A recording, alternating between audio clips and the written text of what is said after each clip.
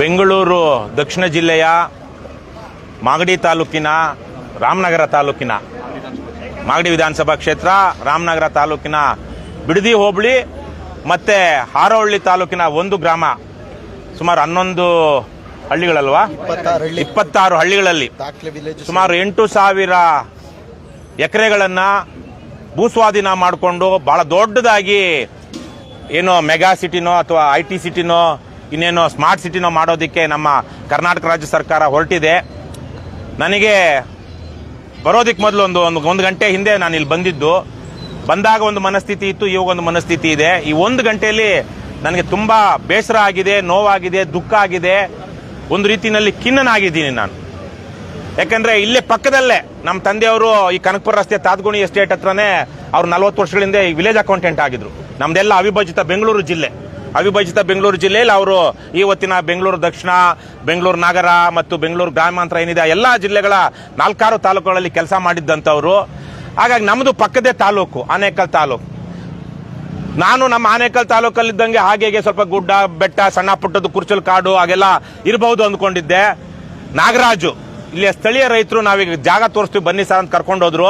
ಒಲ್ಲದ ಮನಸ್ಸಿನಿಂದ ಹೋದೆ, ಹೇಗಿರುತ್ತೋ ಏನು ನಾವು ನೋಡದೇ ಇರೋ ಊರ ಅಂತ. ನಿಜಕ್ಕೂ ನನಗೆ ನಾಚಿಕೆ ಆಯಿತು ಊರೆಲ್ಲ ನೋಡ್ಕೊಂಡು ಬಂದ್ಮೇಲೆ.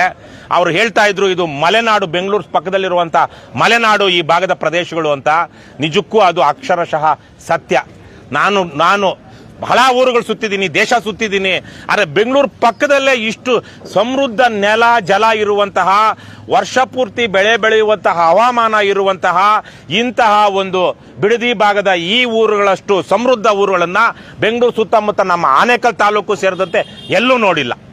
ಯಾವುದೇ ಕಣ್ಣು, ಕಿವಿ, ಮೂಗು, ಚರ್ಮ ಅಥವಾ ಇನ್ನೇನೇನೋ ಪಂಚೇಂದ್ರಿಗಳಂತಾರಲ್ವಾ, ಅವ್ಯಾವೂ ಇಲ್ಲದಂಥ ನೀಚಾತಿ ನೀಚರು ನರಾಧಮರು ಮಾತ್ರ ಇಲ್ಲಿ ಬಂಜರು ಭೂಮಿ, ಇದು ಹಿಂದುಳಿದ ಪ್ರದೇಶ, ಇಲ್ಲಿ ಅಭಿವೃದ್ಧಿ ಆಗಿಲ್ಲ ಅನ್ನುವಂತಹ ಸುಳ್ಳುಗಳನ್ನು ಹೇಳಿ ಇಂತಹ ಸಮೃದ್ಧವಾದ ನೆಲದಲ್ಲಿ 100 ವರ್ಷಗಳಿಂದ ಬಂದಿರುವಂತಹ 16 ಆಲದ ಮರಗಳಿದೆ, ಸಾವಿರಾರು ಮಾವಿನ ತೋಪುಗಳಿವೆ, ಅಡಿಕೆ ತೋಟಗಳಿದೆ, ಬಾಳೆ ಬೆಳೀತಿದ್ದಾರೆ, ಹೈನುಗಾರಿಕೆ, ರೇಷ್ಮೆ ಬೆಳೀತಿದ್ದಾರೆ. ಇವೆಲ್ಲ ಬೆಳೀತಿರುವಂತಹ ಇಂತಹ ಒಂದು ಜಾಗವನ್ನ ಇದು ಅಕ್ವೈರ್ ಮಾಡಿಕೊಂಡು ಭೂಸ್ವಾಧೀನ ಮಾಡಿಕೊಂಡು ಮುಂದಿನ ದಿನಗಳಲ್ಲಿ JCB ತಂದು ಇದೆಲ್ಲವನ್ನು ನೆಲಸಮ ಮಾಡಿ ಬಂಜರು ಮಾಡಿ ಮುಂದೆ ಯಾವತ್ತೋ 29-40 ವರ್ಷಕ್ಕೆ ಯಾವಾಗಲೋ ಬಂದು ಯಾರೋ ಸೈಟ್ ತಗೊಂಡು ಮನೆ ಕಟ್ಟೋದಿಕ್ಕೆ ಈಗ ಈ ನೆಲದ ಮೇಲೆ ಅತ್ಯಾಚಾರ ಮಾಡ್ತಾ ಇದ್ದಾರಲ್ವಾ, ಅವರು ಮನುಷ್ಯರಲ್ಲ, ನರಾಧಮರು.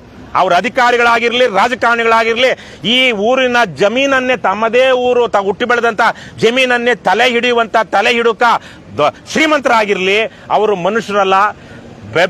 ಬಂಗಾರ ಬೆಳೆಯುವಂತಹ, ಅನ್ನ ಕೊಡುವಂತಹ ಭೂಮಿಯನ್ನ ಈ ರೀತಿಯ ಕಮರ್ಷಿಯಲ್ ಕೆಲಸಕ್ಕೆ ಅಲ್ಲಿ ಲಕ್ಷಾಂತರ ಅಲ್ಲದೆ ಇದ್ರು 10,000 ಜನ ತಮ್ಮ ಜೀವನೋಪಾಯವನ್ನು ಕಂಡುಕೊಂಡಿದ್ದಾರೆ.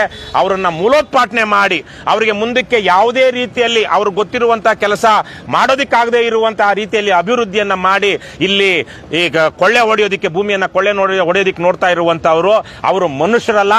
ಅವನು ಎಂತ ದೊಡ್ಡ ರಾಜಕಾರಣಿ ಆಗಿರ್ಲಿ, ಅವನು ಯಾವುದೇ ದೊಡ್ಡ ಮನುಷ್ಯ ಆಗಿರ್ಲಿ, ಅವರು ಮಾಡ್ತಾ ಇರೋದು ಪ್ರಕೃತಿಯ ಮೇಲೆ ಅತ್ಯಾಚಾರ.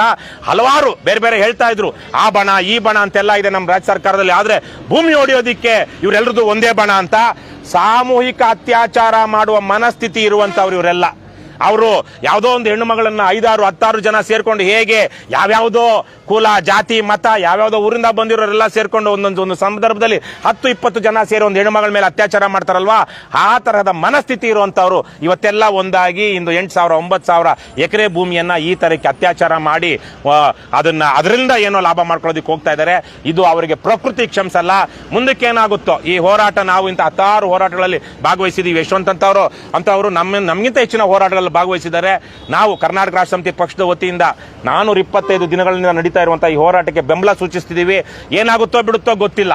ಹಿಂದೆ ಕುಮಾರಸ್ವಾಮಿ ಅವರು ಅಲ್ಲಿ ನಂದಗುಡಿ ಹತ್ರ, ಹೊಸಕೋಟೆ ಹತ್ರ SEZ ಮಾಡ್ಬೇಕಂತ ಒಂದು 7,000 ಎಕರೆಗಳನ್ನ ಅಕ್ವೈರ್ ಮಾಡ್ಕೊಳ್ಳೋದಕ್ಕೆ ಹೋದಾಗ ದೊಡ್ಡ ಹೋರಾಟ ನಡೀತು, 18,000 ಎಕರೆ. ಆ ತರಹದ ಹೋರಾಟಗಳು ಇವತ್ತು ಆಗ್ತಾ ಇಲ್ಲ.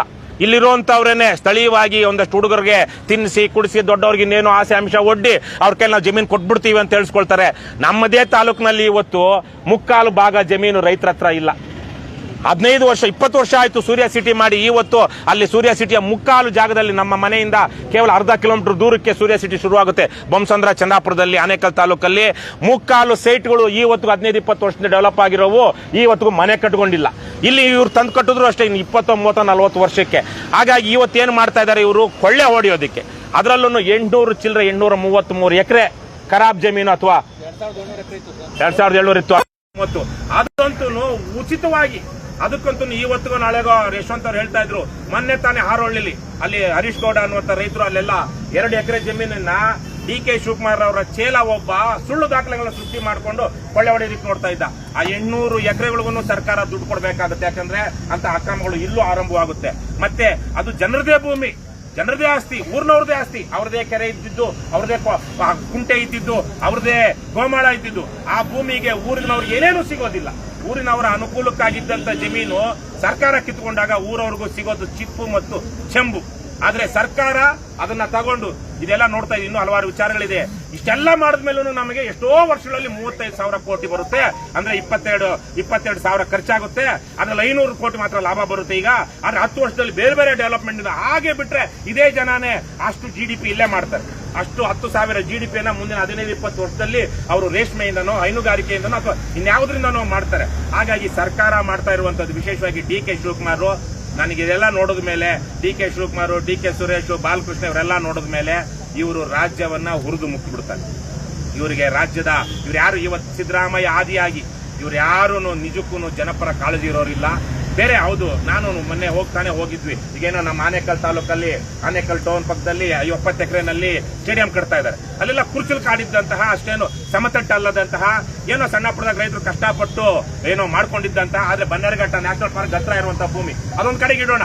ಸರ್ಕಾರ ಅಭಿವೃದ್ಧಿ ಮಾಡಬೇಕಾಗುತ್ತೆ, ಬೇರೆ ಬೇರೆ ಉದ್ಯೋಗ ಸೃಷ್ಟಿ ಮಾಡಬೇಕಾಗುತ್ತೆ. ಯಾಕಂದ್ರೆ ಊರಹಿತ ಕೃಷಿ ಕಾರ್ಮಿಕರು ಇರ್ತಾರೆ, ಅವ್ರ ಕುಟುಂಬಗಳಿಗೂ ಜನತೆಯಿಂದ ಬದುಕೋದಿಕ್ಕೆ ಕಟ್ಕೊಡ್ಬೇಕಾಗುತ್ತೆ. ಆದ್ರೆ ಇಲ್ಲಿ ಆ ತರಹದ ವಾತಾವರಣ ಇಲ್ಲ. ಅಡಿಕೆ ಬೆಳೀತಿದ್ದಾರೆ, ಮಾವು ಬೆಳೀತಿದ್ದಾರೆ, ತೆಂಗು ಬೆಳೀತಿದ್ದಾರೆ, ಕಬ್ಬು ಒಂದಿಲ್ಲ, ಕಬ್ಬು ನೋಡ್ಲಿಲ್ಲ ನಾನು. 1 ವರ್ಷ ಪೂರ್ತಿ ಬರುವಂತ ಬದನೆ ಬೆಳೀತಿದ್ದಾರೆ. 4 ಅಡಿ ಎತ್ತರದ ನಾಟಿ ರಾಗಿ ಬೆಳೆದಿದ್ದಾರೆ. ಸೊಪ್ಪು ತರಕಾರಿ, ಅದರಲ್ಲಂತೂ ನಾನು ಕೃಷಿ ಕುಟುಂಬದಿಂದ ಬಂದವನು. ನಾವೆಲ್ಲ ಸೊಪ್ಪು ತರಕಾರಿ ಬೆಳೆದು ಕೇರ್ ಮಾರ್ಕೆಟ್ಗೆ ಹಾಕ್ದಂತವ್ರು. ನಮ್ಗೆಲ್ಲ ನೀರ್ ಕಟ್ಟೋವಾಗ ಸಲಿಕೆ ಗುದ್ದಿನಲ್ಲಿ ಸಣ್ಣ ಕಲ್ಲು ಸಿಕ್ಕಿದ್ರೆ ಕಿರಿಕಿರಿ ಆಗೋದು. ಇಲ್ಲಂತೂ ನಿಜಕ್ಕೂ ಬೆಣ್ಣೆ ಇದ್ದಂಗಿದೆ, ನೆಲ ಬೆಣ್ಣೆ ಇದ್ದಂಗಿದೆ. ಸಲಿಕೆ ಗುದ್ಲಿ ಆಡಿಸ್ಕೊಂಡು ಪಾತಿ ಮಾಡಿಕೊಂಡು ಸೊಪ್ಪು ತರಕಾರಿ ಬೆಳೆಯೋದಿಕ್ಕೆ ಫಲವತ್ತಾದ ಸಮೃದ್ಧವಾದ ಒಂದು ಒಳ್ಳೆ ಪೌಡರ್ ತರ ಇರುವಂತಹ ಭೂಮಿ, ಖನಿಜಗಳಿಂದ ಲವಣಗಳಿಂದ ಫಲವತ್ತಾದಂತಹ ಭೂಮಿ. ಈ ಭೂಮಿಯನ್ನ ಇದು ಬಂಜರು ಭೂಮಿ, ಇಲ್ಲಿ ಅಭಿವೃದ್ಧಿ ಆಗಿಲ್ಲ, ನಮಗೆ ನೀರಿಲ್ಲ, ನಮಗೆ ರಸ್ತೆ ಇಲ್ಲ, ಅಯೋಗ್ಯರಿಗೆ ನೀಚರಿಗೆ ಇವ್ರಿಗೊಂದು ಒಳ್ಳೆ ಆಸ್ಪತ್ರೆ ಕಟ್ಕೊಳ್ಳೋದಕ್ಕೆ ಯೋಗ್ಯತೆ ಇಲ್ಲ, ಒಳ್ಳೆ ಶಾಲೆ ಮಾಡೋ ಯೋಗ್ಯತೆ ಇಲ್ಲ. ಅದನ್ನು ಕೇಳಿದಿರ ಹೋಗಿ ನಮ್ಮೂರು ಅಭಿವೃದ್ಧಿ ಆಗಿಲ್ಲ ಅಂತ ಹೇಳಿ ಅಭಿವೃದ್ಧಿ ಆಗಿಲ್ಲ. ಹಾಗಾಗಿ ಇದನ್ನ ಏನು ತಿಂದು ತೇಗ್ಬಿಟ್ಟು ಇದನ್ನ ಮಟ್ಟ ನೆಲಸಮ ಮಾಡಿಬಿಟ್ಟು ಬಾಂಬ್ ಹಾಕ್ಬಹುದು. ಆ ತರಕ್ಕೆ ಬಾಂಬ್ ಏನೋ ಊರ್ ಪಕ್ಕ ಇರೋದ್ರಿಂದ, ಇಲ್ಲಾಂದ್ರೆ ಬಾಂಬ್ ಹಾಕಿನೇ ಮಟ್ಟ ಮಾಡ್ತಾ ಇದ್ರು ಈ ರಾಕ್ಷಸರು. ಇದು ಅಭಿವೃದ್ಧಿಯ ಅಲ್ಲ, ಇದು ಅಭಿವೃದ್ಧಿಯ ವಿನಾಶ, ಅಭಿವೃದ್ಧಿಯಿಂದ ಆಗುವಂತಹ ವಿನಾಶ.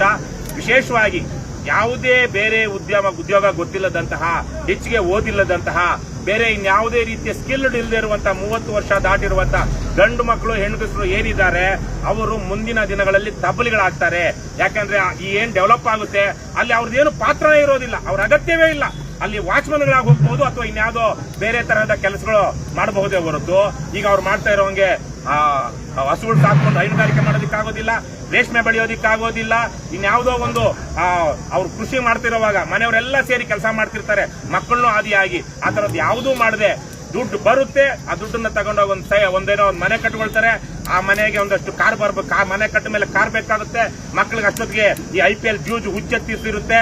ಸುತ್ತಮುತ್ತ ಈಗ ಏನೇನು ಯಾವ ತಲೆ ಹಿಡಿದ್ರು ಜಮೀನೆಲ್ಲ ಕೊಟ್ಬಿಡ್ಬೇಕು ಬಂದಿರ್ತಾರೆ. ಅವ್ರು ಇನ್ನೊಂದು 15-20 ಬಾರು, ರೆಸ್ಟೋರೆಂಟ್, ರೆಸಾರ್ಟ್ ಮಾಡಿರ್ತಾರೆ. ಅಲ್ಲಿ ಹೋಗಿ ಇರೋದನ್ನೆಲ್ಲ ಕಳ್ಕೊಂಡು ನೋಡ್ರಮ್ಮ, ನೀವು ಹೆಣ್ಮಕ್ಳು, ನಿಮ್ಮ ಮನೆಗಳು ಉದ್ಧಾರ ಆಗೋದಿಲ್ಲ. ಯಾಕಂದ್ರೆ ಅಂತ ಊರಿಂದ ಬಂದಿರೋ ನಮ್ಮ ಹೊರಗಿನವ್ರು ಬಂದು ಉದ್ಧಾರ ಆದ್ರು, ನಮ್ಮೂರಿನ ಜನ ಬಹುತೇಕ ಜನ ಉದ್ಧಾರ ಆಗಲಿಲ್ಲ. ಈ ಸರ್ಕಾರ ನಿಮ್ಗೆ ಕೊಡುವಂತ 1 ಎಕರೆಗೆ 2 ಎಕರೆ 2 ಕೋಟಿ ಅಂತ ಏನ್ ಹೇಳುತ್ತೆ, ಅದನ್ನ ಹೇಗೆ ಮತ್ತೆ ಇನ್ನೆಲ್ಲ ಒಂದ್ ಕಡೆ ಭೂಮಿ ತಗೊಳ್ರಿ, ಇನ್ನೆಲ್ಲ ಒಂದ್ ಕಡೆ ಇನ್ವೆಸ್ಟ್ ಮಾಡಿ ಒಂದು ಉದ್ಯೋಗ ಕೊಡ್ಕೊಳ್ಳಿ ಅಂತ ಏನು ಹೇಳೋದಿಲ್ಲ. ಆ ದುಡ್ಡು ನಿಮಗೆ ಬರೋ ಅಷ್ಟೊತ್ತಿಗೆ 5 ವರ್ಷ 6 ವರ್ಷ 10 ವರ್ಷ ತಗೊಂಡ್ರು ನಮ್ಮೂರಿನ ಜನ ಪರಿಹಾರವನ್ನ 10-15 ವರ್ಷದ ತನಕ ಕೋರ್ಟಲ್ಲಿ ಹೋಗಿ ತಗೊಳ್ತಾನೆ ಇದ್ರು. ಹಾಗಾಗಿ ಪರಿಹಾರನು ಇಲ್ಲಿಂದ ಲೋಫರ್ ಲುಚ್ಚಾಗಳಿಗೆ ಲಂಚ ಕೊಡದಿರಾ ಪರಿಹಾರ ಕೊಡೋದಿಲ್ಲ. ನಿಮ್ಮ ಜಮೀನಿಗೆ ಎಲ್ಲ ಟೈಟಲ್ ಡೀಡ್ ಕರೆಕ್ಟ್ ಆಗಿರುತ್ತೆ. ಆದರೆ ಆ ಏನೋ ಒಂದು ಸಮಸ್ಯೆ ಇನ್ಯಾವುದೋ ಕೊಕ್ಕೆ ಇಡ್ತಾರೆ, ಇದು ವಿವಾದಿತ ಅವ್ರದ್ದೇನೋ ಒಂದು ಲಿಟಿಗೇಷನ್ ಇದೆ ಅಂತೇಳಿ. ಅದಕ್ಕೆ ನೀವು ಅಲಿತಾ ಇರಬೇಕು. 20-25 ಲಕ್ಷ ಮೊನ್ನೆ ತಾನೇ ಒಬ್ಬ AC ಗ್ರೇಡ್ ನ KDB ಒಬ್ಬ ಅಧಿಕಾರಿ 25 ಲಕ್ಷ ತಗೊಳ್ಳೋವಾಗ 25 ಲಕ್ಷ ಲಂಚ ತಗೊಳ್ಳೋವಾಗ ಲೋಕಾಯುಕ್ತ ಟ್ರಾಪ್ ಒಳಗಾದ. ಇದೇ ತರಕ್ಕೆ ನಿಮ್ಮ ಮನೆ ಗಂಡಸರು ಬೆಂಗಳೂರಿಗೆ ಹೋಗಿ ಇದು ಯಾವ್ದು ಯಾರು ಅಕ್ವೈರ್ ಮಾಡ್ತಾ ಇರೋದು? ನಗರ ಬಿಡಿಯದವ್ರ ಅದೇ ಆಫೀಸ್ ಹತ್ರ ಹೋಗ್ತಾರೆ. ಬೆಂಗಳೂರಲ್ಲಿ ಆ ಏರಿಯಾದಲ್ಲಿ ಏನೇನು ಒಳ್ಳೊಳ್ಳೆ ಹೋಟ್ಲ್ ಇದ್ರೆ ನಾನ್ ವೆಜ್. ಇವಾಗಂತೂ ಯಾರಿಗೂ ಮಸಾಲೆ ದೋಸೆ ಇಷ್ಟ ಇಲ್ಲ. ಚಿಕನ್ ಬಿರಿಯಾನಿನೂ ಇಲ್ಲ, ಮಟನ್ ಬಿರಿಯಾನಿನೇ ಬೇಕು, ಚಾಪ್ಸೆ ಬೇಕು. ಅದ್ರ ಜೊತೆಗೆ ಮೊನ್ನೆ ತಾನೇ ಮುಖ್ಯಮಂತ್ರಿ ಸಿದ್ದರಾಮಯ್ಯ 1 ಜನ ಪತ್ರಕರ್ತರು ಕರೆದು ಪಾರ್ಟಿ ಇಟ್ಟಿದ್ರು. ಒಂದು ಬಾಟ್ಲ್ ಇತ್ತು ಸಿದ್ದರಾಮಯ್ಯನ ಮುಂದೆ. ಆ ಬಾಟ್ಲಿನ ಬೆಲೆ ಎಷ್ಟು ಗೊತ್ತೇನ್ರವ? 25,000 ರೂಪಾಯಿ ಅಂತೆ. ಅದ್ರಲ್ಲೊಬ್ಬ ಪತ್ರಕರ್ತ ಕೂತ್ಕೊಂಡು, ಈ ಕಡೆ ಭೈರತಿ ಸುರೇಶ್ ಅಲ್ವಾ, ಭೈರತಿ ಸುರೇಶ್, ಈ ಕಡೆ ಸಿದ್ದರಾಮಯ್ಯ, ಈ ಕಡೆ ಪತ್ರಕರ್ತ, 25,000 ರೂಪಾಯಿ ಬಾಟ್ಲು. ಅದು ಅಂತ ಬಾಟ್ಲು ಕುಡಿಸ್ತಾರೆ ಇವರು. ಅವ್ರಿಗೆ ನಿಮ್ಮ ಗಂಡಸರು, ನಿಮ್ಮ ಮನೆಯಲ್ಲಿರೋ ಗಂಡಸರು, ಆ ಮಗ ಇರ್ಬೋದು, ಅಪ್ಪ ಇರ್ಬೋದು, ಗಂಡ ಇರ್ಬೋದು, ಇಲ್ಲಿ ತನಕ ಅವ್ರಿಗೆ ಅಭ್ಯಾಸ ಆಗಿಲ್ಲ. ಖಂಡಿತ ನಾನು ಹೇಳ್ತೀನಿ, ಕೇಳಿಸ್ಕೊಳ್ಳಿ, ಖಂಡಿತ ಅವ್ರಿಗೆ ಅಭ್ಯಾಸ ಆಗುತ್ತೆ. ಈಗ ನಾನು ಕೈ ಮುಗಿದು ಕೇಳ್ಕೊಳ್ತೀನಿ, ಇಲ್ಲಿರೋ ಹೆಣ್ಮಕ್ಳಿಗೆ ಮನೆಗಳು ಉಳಿಸ್ಕೊಳ್ರಮ್ಮ.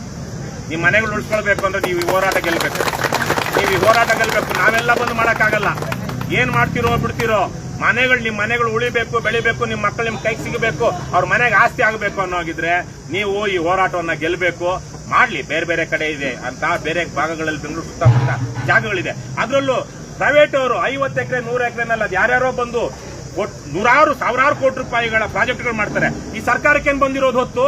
ಇವರು 10 ಕೋಟಿ 10 ಎಕರೆನೋ 50 ಎಕರೆನೋ 100 ಎಕರೆನೋ ಅಲ್ಲೇ ಎಲ್ಲ ಒಂದ್ ಕಡೆ ಬಂದಿರುವಂತದ್ದು ಅಥವಾ ಇನ್ನೊಂದು ತಗೊಂಡ್ ಮಾಡೋದಕ್ಕೆ ರೈತರು ಕೃಷಿ ಮಾಡ್ತಾ ಇರುವಂತ ಭೂಮಿನೇ ಯಾಕೆ ಬೇಕು ಕದಿಮರಿಗೆ?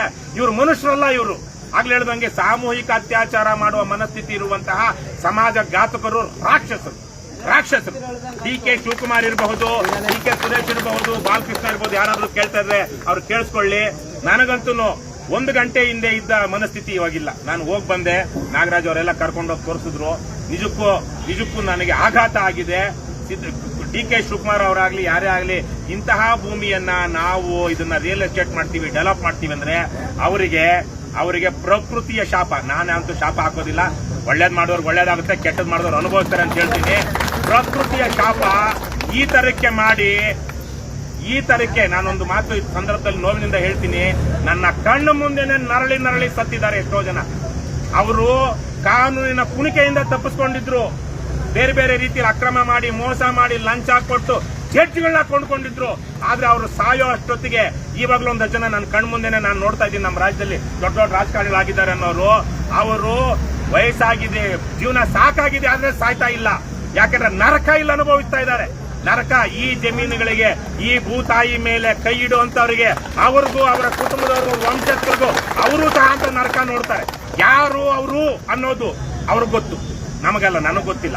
ಇದ್ರ ಹಿಂದೆ ಯಾಕಂದ್ರೆ ಇದು 1 ವರ್ಷ 2 ವರ್ಷದ ಕತೆ ಅಲ್ಲ, 16 ವರ್ಷಗಳಿಂದ ನೀಚಾತಿ ನೀಚರು ಹಾಕೋ ಬರೋ ಪ್ಲಾನ್ ಇದು. ಇವತ್ತು DK ಶಿವಕುಮಾರ್ ಇದ್ರಲ್ಲಿ ಮುಂದೆ ಇದ್ದಾರೆ. ಈ ಸರ್ಕಾರ ಬಿದ್ದೋಗಿ ಇನ್ನೊಂದು ಸರ್ಕಾರ ಬಂದ್ರೆ DK ಶಿವಕುಮಾರ್ಗೂ ಸಿಗಲ್ಲ. ಇನ್ಯಾವನೋ ಬರ್ತಾನೆ ಕೊಳ್ಳೆ ಹೊಡೆಯೋನು. ಯಾರೇನಾದ್ರೂ ಬರ್ಲಿ, ಕೈ ಹಾಕದವ್ರು ಯಾರು?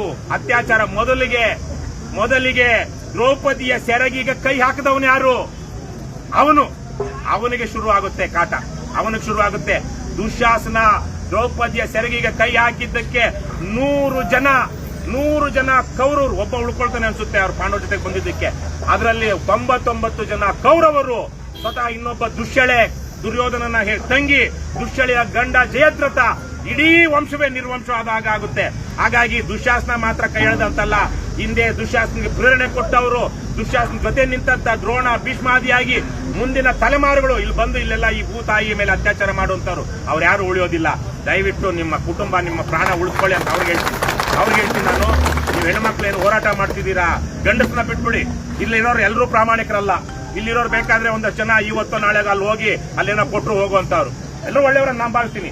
ಆದ್ರೆ ನಮ್ಮಲ್ಲೂ 1 ಜನ ಇವತ್ತು ಇಲ್ಲಿ ನಾಟಕ ಆಡ್ಕೊಂಡು ಅಲ್ಲಿ ನಾಟಕ ಆಡೋರು ಇರಲ್ವೇನಪ್ಪ? ಊರಲ್ಲಿ 8-10 ಜನನೂ ಇದ್ದಾರೆ. ಇವತ್ತು ಬೇಕಾದ್ರೆ ಅಲ್ಲ ಆ ಮನೆಯಲ್ಲಿ ಮೀಟಿಂಗ್ ಆಗ್ತಾ ಇದೆಯಂತೆ, ಅಲ್ಲೊಂದು 4 ಜನ ಬಂದು ಇಲ್ಲ ಹೇಳ್ತಾರೆ. ಆದ್ರೆ ಒಂದು ತಿಳ್ಕೊಳ್ಳಿ, ರೈತರಲ್ಲದಿರೋರು ಈ ಹೋರಾಟಕ್ಕೆ ಬರೋದಿಲ್ಲ. ರೈತರಲ್ಲದಿರೋರು ಹೋರಾಟದಲ್ಲಿದ್ದಾರೆ ಅಂತ ಯಾವನಾದ್ರೂ ಅಂದ್ರೆ ಅವನು ಎಂತ ಪರಮನೀಚ, ಎಂತ ಸುಳ್ಳು ಹೇಳ್ತಾ ಇದ್ದಾನೆ. ರೈತರಲ್ಲದಿರೋರಿಗೆ ಏನ್ ಲಾಭ ಇದೆ? ರೈತರಲ್ಲದಿರೋರಿಗೆ ಹೋರಾಟಕ್ಕೆ ಬಂದು ಏನ್ ಲಾಭ ಇದೆ? ಏನಾದ್ರು ಇದೆಯಾ ನಾಗರಾಜ್? ಏನೇನು ಲಾಭ ಇಲ್ಲ. ರೈತರು ಅಲ್ಲದಿರೋರು ಯಾರು ಈ ಹೋರಾಟಕ್ಕೆ ಬರೋದಿಲ್ಲ.